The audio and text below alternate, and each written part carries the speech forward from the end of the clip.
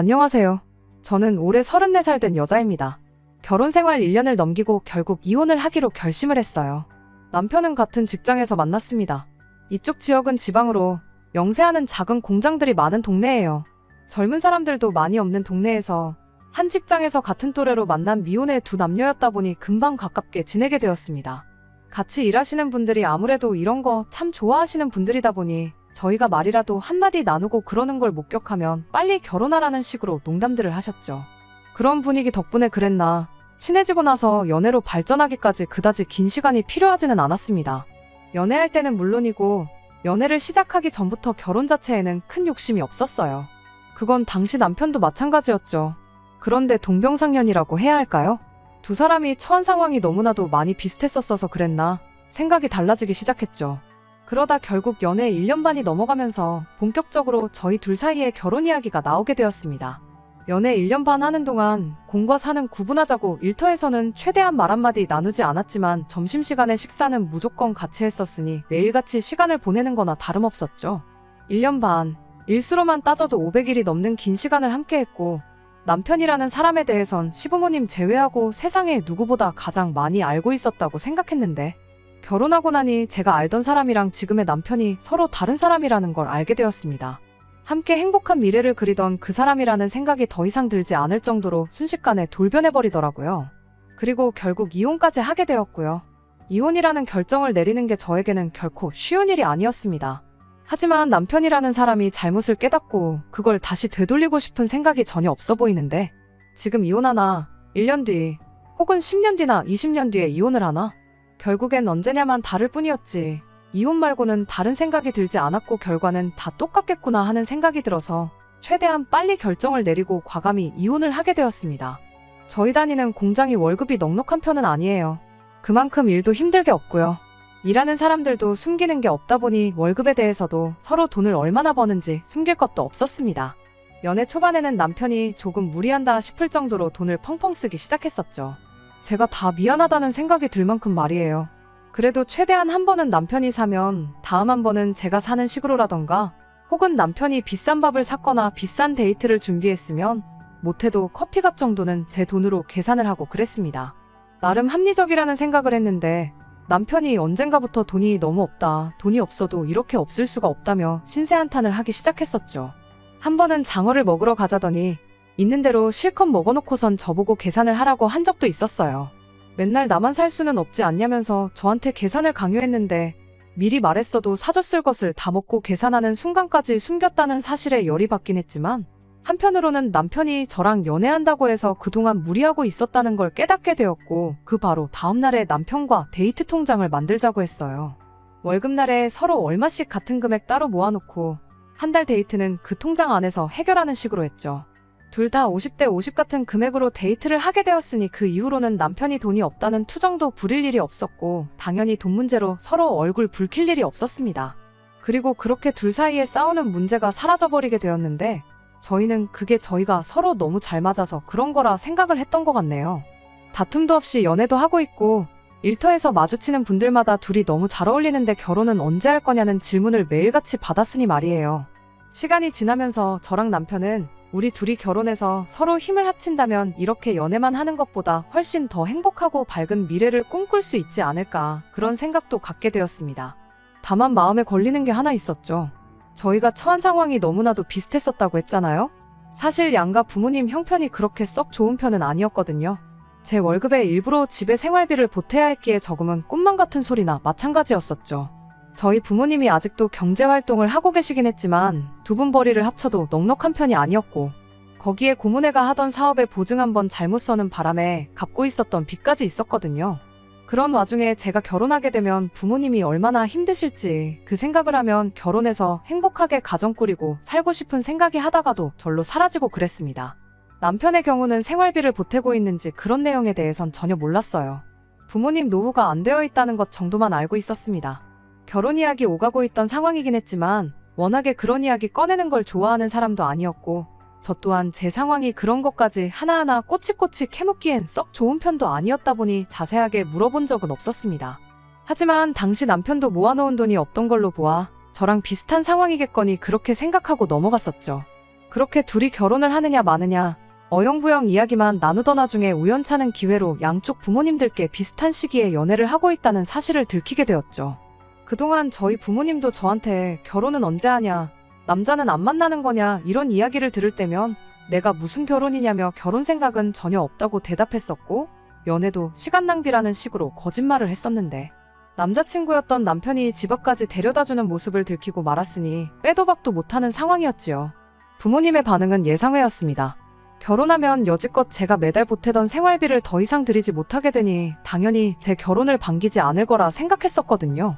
그런데 저희 부모님은 당신들 형편 때문에 제가 결혼 생각도 없다 그랬던 것 가지고 여지껏 나름대로 소가리를 하고 계셨던 거예요.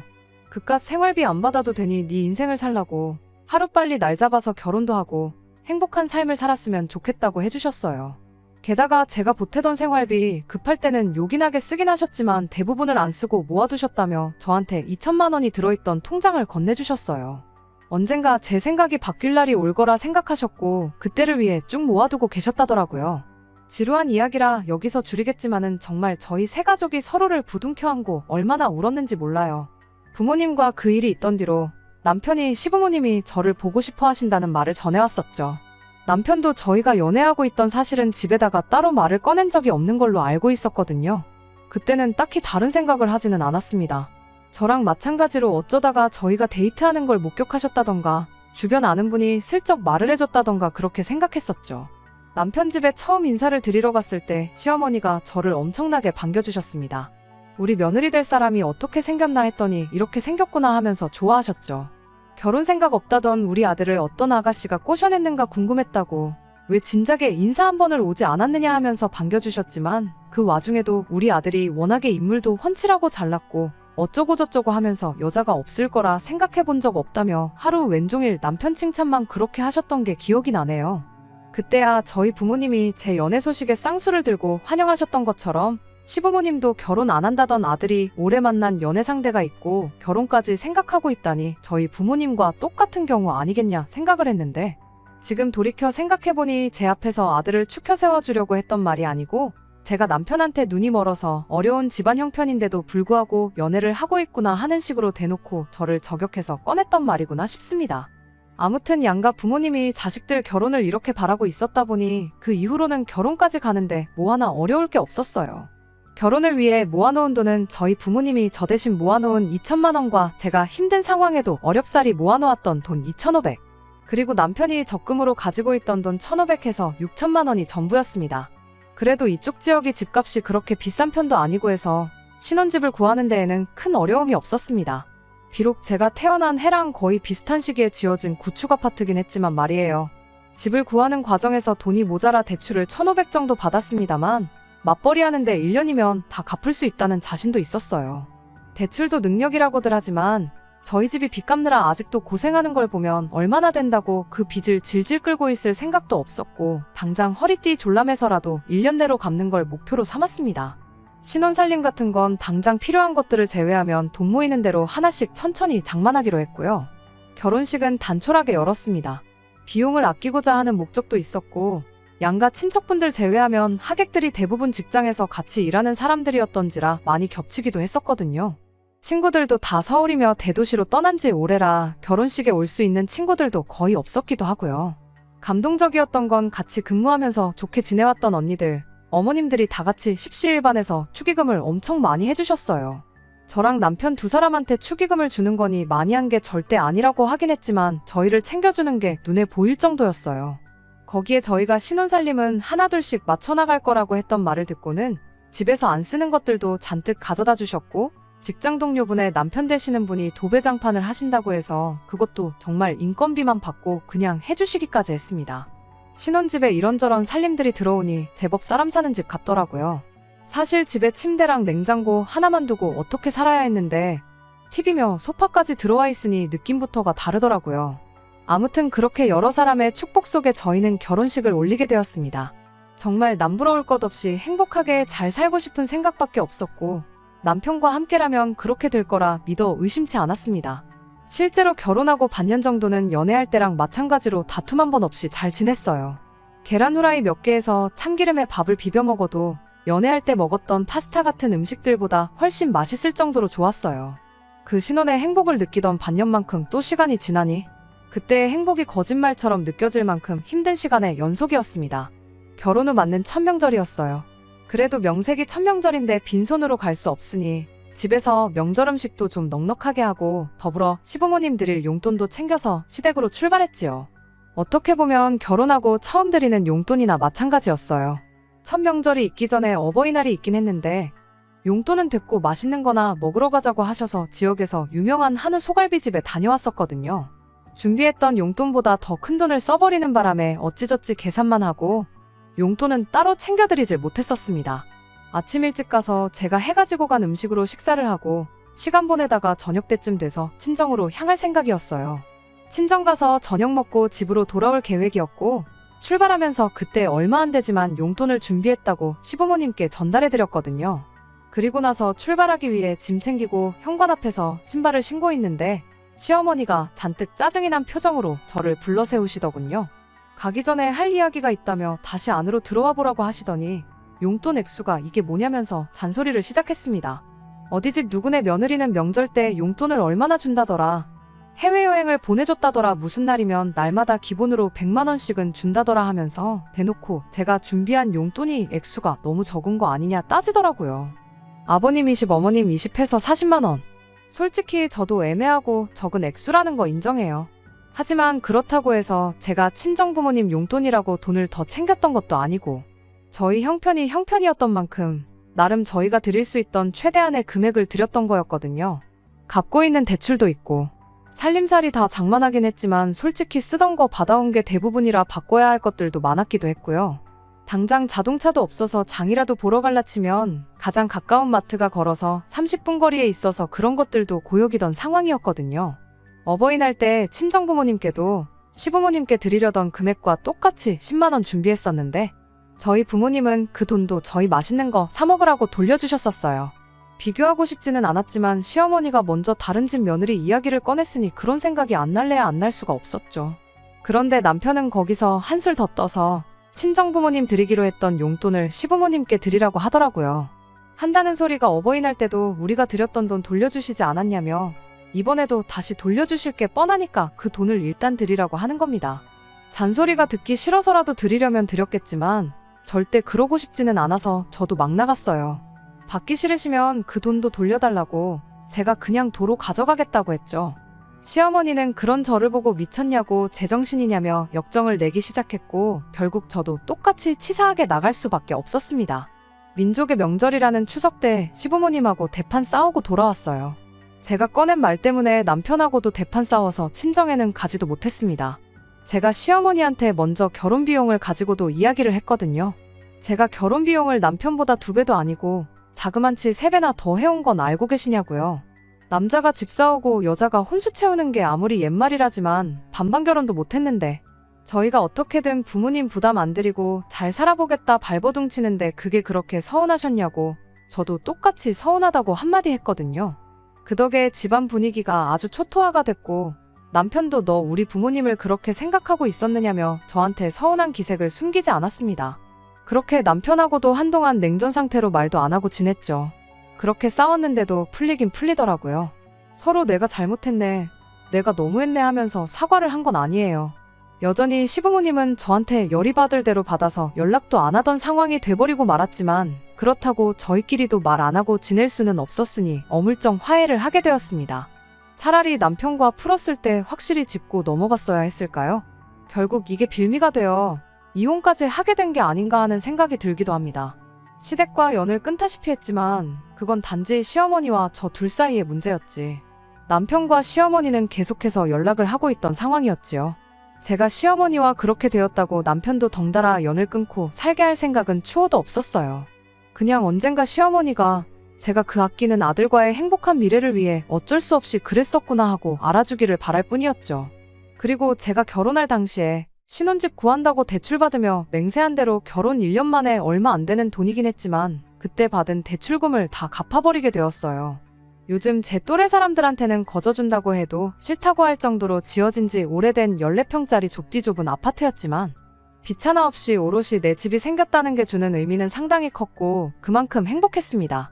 남편한테도 이제 이 집에 살면서 열심히 돈 모아서 먼저 자동차부터 사고 그 이후에는 남들한테 자랑할 만큼 괜찮은 아파트 구해서 이사 나가자 앞으로의 계획도 이야기했어요. 정말 그 이야기를 꺼낼 때만 해도 남편과 평생 행복할 미래만을 꿈꾸며 살고 있었는데 그 이야기 꺼낸 지 얼마 안 있어서 남편이 말도 안 되는 요구를 해왔습니다.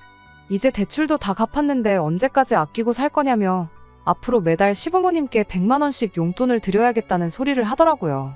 세상에 지금 그게 뭔 소리냐고 말도 안 되는 소리 하지 말라고 했더니 한 달에 500이나 버는데 100만 원 정도 없는 셈 쳐도 사는데 아무 지장 없지 않냐고 하는 겁니다. 대출 갚을 때 매달 그 정도씩 나갔거든요. 남편이 한다는 소리가 원래도 그 돈 없이 산 거나 마찬가지 아니었냐고 하는데 제가 다 어이가 없더라고요. 500이나 버는 게 아니고 우리 맞벌이에서 고작 500을 벌고 있는 거 모르냐고 한마디 해줬어요. 그리고 그 돈이 당신 혼자 버는 것도 아닌데 왜 그걸 시댁에다만 주자는 소리를 하느냐 따졌죠. 제 말에 남편은 어차피 장인 장모님은 돈 줘도 안 받으시지 않냐며 시어머니랑 용돈 가지고 싸울 때 했던 말을 그대로 똑같이 하는 겁니다. 또 한다는 소리가 너 평생 우리 부모님 안 보고 살 생각이냐며 그 돈 들이면 어머니도 어디 가서 며느리가 매달 돈 100만 원씩 준다고 자랑하고 다닐 수 있을 테고 설날에도 안 찾아갔던 거는 물론이고 여태까지 제가 못했던 거 전부 다 용서해 주실 거다 하더라고요. 그딴 식으로 용서받고 싶지도 않고 솔직히 시어머니랑 안 보고 살면 나는 편하다고 그렇게 돈 얼마 가지고 가까워져야 하는 사이라면 그냥 계속 이렇게 살겠다 한마디 했습니다. 남편은 그런 저를 두고 사람이 어떻게 그렇게 인간미가 없냐며 집을 휙 나가버렸어요. 전화도 안 되고 회사에도 안 나오더라고요. 잘리면 어쩌려고 저러나 했더니 회사에는 또 시아버지가 입원을 해서 병간호를 해야 한다고 급하게 휴가를 냈대요. 오히려 직장 동료들이 저를 탓했죠. 아무리 시부모랑 사이가 안 좋아도 시아버지 아픈 것도 모를 수 있느냐 하면서 말이에요. 진실을 말해주고 싶었지만 제 얼굴에 침 뱉기라 생각하고 말을 아꼈습니다. 그렇게 집을 나간 남편이 일주일 만에 집에 돌아왔어요. 혼자서 돌아온 게 아니고 시부모님을 모시고 돌아왔습니다. 무슨 상황인지 너무 난데없어서 거실 낡은 소파에 앉아서 멀뚱멀뚱 세 사람을 쳐다만 보고 있었죠. 시부모님과 남편은 제가 있는 둥 없는 둥 신경도 쓰질 않고 지들 할 일을 하더군요. 남편이 안방문을 벼랑간 열어 제끼더니 그래도 어떻게 자식이 부모님 두고 큰 방을 쓰겠냐 부모님이 쓰시라. 이딴 소리를 꺼내고 있고 시부모님은 거기서 또 아니다. 아들 집인데 집주인이 큰 방을 써야지. 우리는 작은 방이면 족하다. 이러고 아주 자기들끼리 주고받으면서 생쇼를 하고 있는 거예요. 어이가 없어서 웃음도 나오질 않았습니다.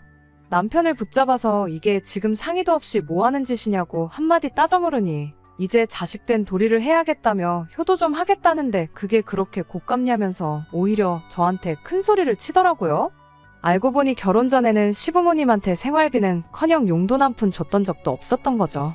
저희 부모님이 일부 돌려주시긴 했지만 어려운 상황에 저도 죽자 살자 모은 돈이 4,500이나 됐는데 시부모님한테 따로 생활비나 용돈을 드렸던 것도 아니면서 뭘 했다고 꼴랑 1,500만 원 들고 와놓고 이제서야 왜 자식된 도리를 한다고 하느냐 따질래다가 그냥 그러라고 했어요.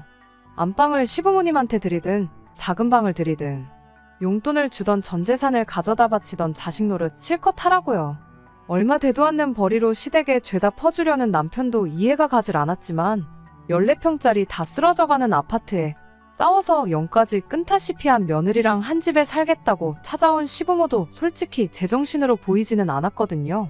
저는 이 말도 안 되는 장단에 같이 장구고 부기고 쳐줄 자신이 없다고 아무래도 우리 결혼 생활은 여기까지인 것 같다고 이혼하자고 말을 꺼냈습니다. 내가 가져온 돈 4,500에 대출금은 같이 갚았으니까 500만 원으로 싸게 쳐주겠다 하고 합쳐서 5천만 원 준비해 놓으라 했어요. 그 돈만 돌려받으면 어머님한테 매달 100만 원을 주든 1,000만 원을 주든 나는 상관 안 한다고 했죠. 내 짐 챙겨서 나가는 길에 시어머니한테는 아들이 끝내 부모님 끔찍히 챙기는 효자가 되었다고 기분 참 좋으시겠다고 한마디 빈정거리고 저는 싸놓은 짐 들고 친정으로 향했어요.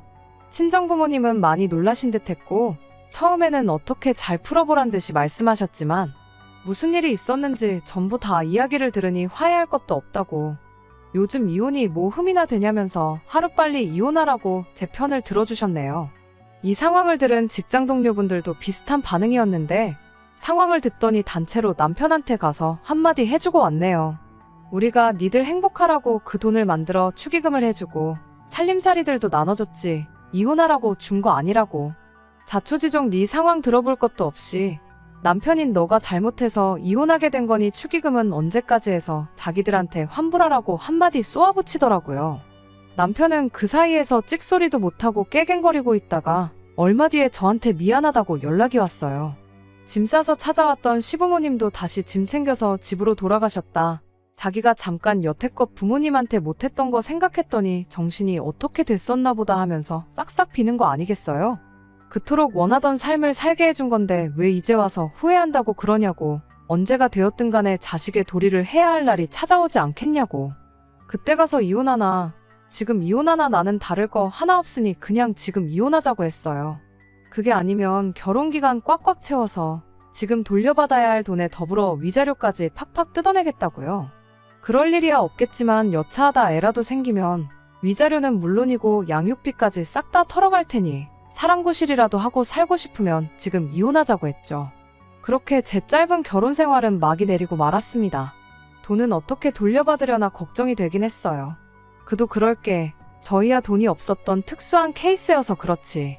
그 집이 워낙에 매매가 안 되는 매물이거든요. 주변에 재개발할 건덕지도 없고 오래돼서 아무도 사고 싶지 않아 하는 그런 아파트요. 어떻게 손해라도 크게 봐서 그 집 팔아가지고 제 돈을 마련해 올 줄 알았는데 시부모님 살고 있는 집 전세금 빼서 제 돈을 해줬네요. 시부모님 소원대로 아들 명의 집에 들어가서 살게 된 거나 마찬가지죠. 물론 거기에는 아들 대신 효도해줄 며느리가 없다는 사실만 제외하면 말이에요. 이혼하면서 가장 두려웠던 게 결국 회사에서 매일같이 남편을 마주해야 한다는 사실이었는데 이것도 곧 해결될 것 같습니다. 남편이 다른 공장을 알아보고 있다는 소식을 들었거든요. 아프지도 않은 아버님 핑계로 장기휴가를 냈던 것부터 시작해서 저랑 있었던 일까지 아주 회사에서 사람 다시 봤다고 인망이 뚝 떨어져 버리고 말았거든요. 속이 후련하긴 하지만 제가 이혼을 하게 되었다는 사실은 변하지 않을 거 알고 있어요. 그래도 다시 한번 열심히 행복해지려고 노력해볼 계획입니다. 적어도 말도 안 되는 효도에 눈이 멀어서 모든 걸 잃고 저까지 잃어버린 어리석은 남편보다는 더 행복하기 위해서라도 말이에요. 끝까지 들어주셔서 감사합니다. 오늘의 사연은 여기까지입니다. 구독과 좋아요, 알람 설정 부탁드리고 더 좋은 사연으로 다시 찾아뵙겠습니다. 감사합니다.